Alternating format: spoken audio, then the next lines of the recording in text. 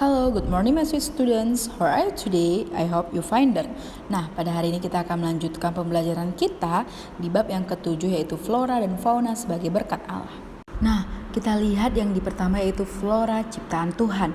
Allah menugaskan manusia untuk mengusahakan dan memelihara semua tumbuhan dan binatang ciptaannya. Terdapat pada Kejadian 2 ayat 15. Nah, juga terdapat di Imamat 26 ayat 4 sampai 5. Nanti kalian boleh baca di rumah ya.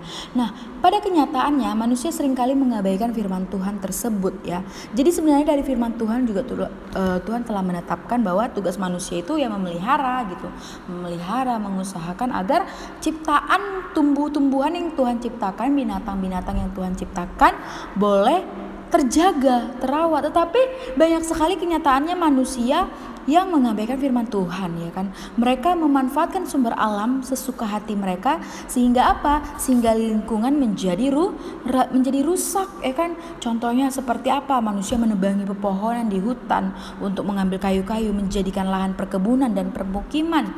Sehingga apa? Yang tadinya binatang-binatang tinggal di hutan tersebut menjadi tidak ada tempat tinggal, dan tumbuh-tumbuhan yang tadinya dijaga, dirawat ya kan di hutan tersebut, alhasil apa? Tidak ada. Makanya sehingga banyak sekali binatang-binatang dan tumbuh-tumbuhan yang punah akibat itu tadi, yaitu manusia, keserakaan manusia, dan masih banyak lagi contoh-contoh hal yang merugikan ciptaan Tuhan. Nah, Allah menjadikan manusia menurut gambar dan rupanya. Itu berarti Allah memperlengkapi manusia dengan pengetahuan, kemampuan, dan kekuatan untuk memelihara serta melestarikan alam ciptaannya. Oke? Nah, kita masuk yang kedua yaitu flora dalam Alkitab. Ada beberapa jenis tumbuhan yang tumbuh di sekitar lingkungan rumahmu. Ada tumbuhan yang menghasilkan buah, ada tumbuhan yang menghasilkan bunga, ada tumbuhan yang dimanfaatkan daunnya sebagai sayuran seperti daun ubi ya. Nah, Alkitab beberapa kali menyebutkan tumbuhan yang masuk dalam golongan rempah-rempah, misalnya seperti kayu manis ya. Kayu manis digunakan untuk membuat minyak urapan kudus. Terdapat di Keluaran 30 ayat 23, dan mengharumkan tempat tidur terdapat di Amsal 7 ayat 17. Ada juga narwastu. Narwastu ini digunakan sebagai pengharum badan. Jadi pada waktu itu minyak narwastu itu adalah minyak yang paling mahal ya. Nah, Maria pernah menuangkan minyak narwastu ini ke kaki Yesus dan menyekannya dengan rambutnya. Sehingga apa? Seluruh rumah itu menjadi sangat harum karena minyak wangi itu. Nah, terdapat di Yohanes 12. Pada waktu Yesus dan murid-muridnya memasuki Yerusalem, Yesus merasa lapar. Kemudian dia mendekati pohon ara yang tumbuh di tepi jalan. Ternyata pohon ara itu tidak berbuah. Pada zaman itu siapapun dapat memetik dan memakan buah pohon ara, ya. Karena tidak menghasilkan buah, Tuhan Yesus mengutuknya sehingga pohon itu menjadi kering. Mur dan kemenyan adalah jenis tumbuhan yang digunakan sebagai obat. Kedua tumbuhan ini dipersembahkan orang Majus saat Yesus lahir. Jadi banyak sekali tumbuh-tumbuhan flora yang ada dalam Alkitab. Nanti kalian boleh baca ya. Kita masuk yang ketiga atau yang ke-C, yaitu fauna ciptaan Tuhan. Nah, kira-kira anak-anak Miss punya binatang peliharaan gak di rumah?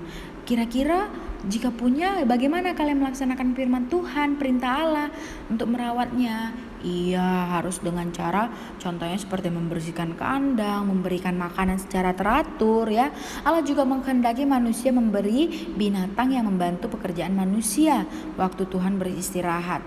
Tetapi hari ke-7 adalah hari Sabat Tuhan Allahmu, maka jangan melakukan sesuatu pekerjaan engkau atau hewanmu ya. Jadi yang dimaksud di sini adalah hari ke-7 itu adalah hari Minggu. Nah, jangan di hari Minggu kalian sibuk mengurus binatang atau bekerja. Karena kenapa? Itu adalah waktunya Tuhan di mana kita harus beribadah.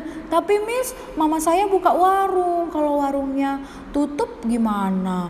Ya, kan hanya tutup dalam waktu singkat saja ya kan, hanya berapa jam di gereja, setelah itu bisa buka lagi. Itu menjadi contoh ya anak. Jadi jangan pernah meninggalkan pertemuan ibadah karena itu sangat penting, mengandung janji Tuhan ya di dalam itu. Lalu yang keempat ada fauna dalam Alkitab. Nah, pada hari kelima Tuhan menciptakan semua binatang. Ada yang hidup di dalam air, di udara, dan juga di daratan. Nah, Tuhan menempatkan Adam di Taman Eden. Ia menempatkannya untuk memelihara taman itu. Tuhan membawa seluruh binatang dan burung-burung. Nah, ada menamainya binatang-binatang. Nah, Tuhan berkuasa atas semua jenis binatang. Tuhan memelihara Elia saat kekeringan melanda Israel. Tuhan menyuruh Elia pergi ke tepi sungai Kerit. Lalu Elia pergi ke tepi sungai Kerit. Burung-burung gagak pun membawakannya roti dan daging tiap pagi dan siang.